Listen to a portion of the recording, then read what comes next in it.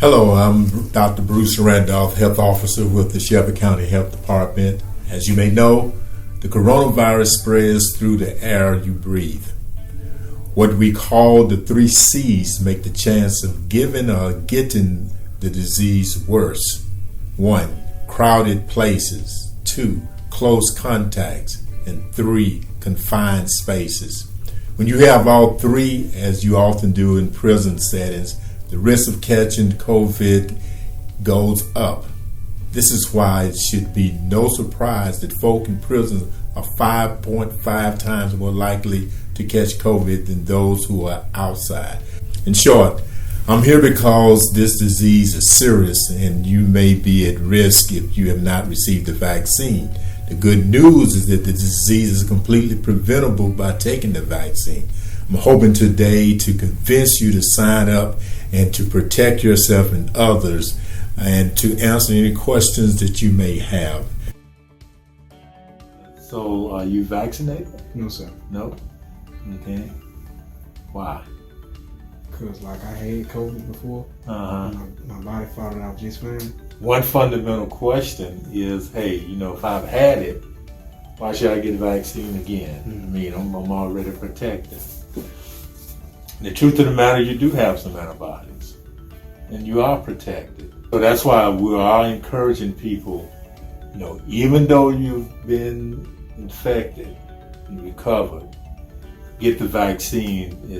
Give you extra protection. So, are you vaccinated? No, sir. No.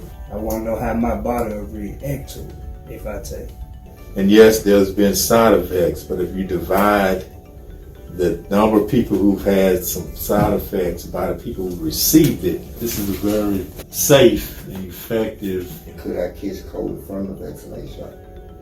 No, you can't get COVID from the vaccine. Now, what will happen, and you may have heard some people say, I got the injection, I had some soreness, muscle site where I got injected. Some people had some fever.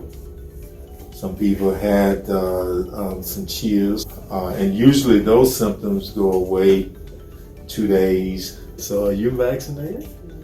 No? Why not? What steps did they take to get the vaccinated approval? So they do various lab work. Toxicology, they do study, look at the chemistry of it, what have you. Then they say, well, okay, it looks like it's going to be safe there. Give them the 1 dose, came back to see, what percent got. And so that's how they conduct the study. So then they concluded, but there's enough evidence here. This vaccine is very protective against death and severe illness. It would be unethical, really, for us to continue to not give folk access to this vaccine. As you can see, the vaccine are both safe and effective. But I know some of you may still be hesitant. So I thought it would best that you hear from someone or some expert who have taken the vaccine. The side effect really wasn't a side effect, it was just a soreness for about a day or 2.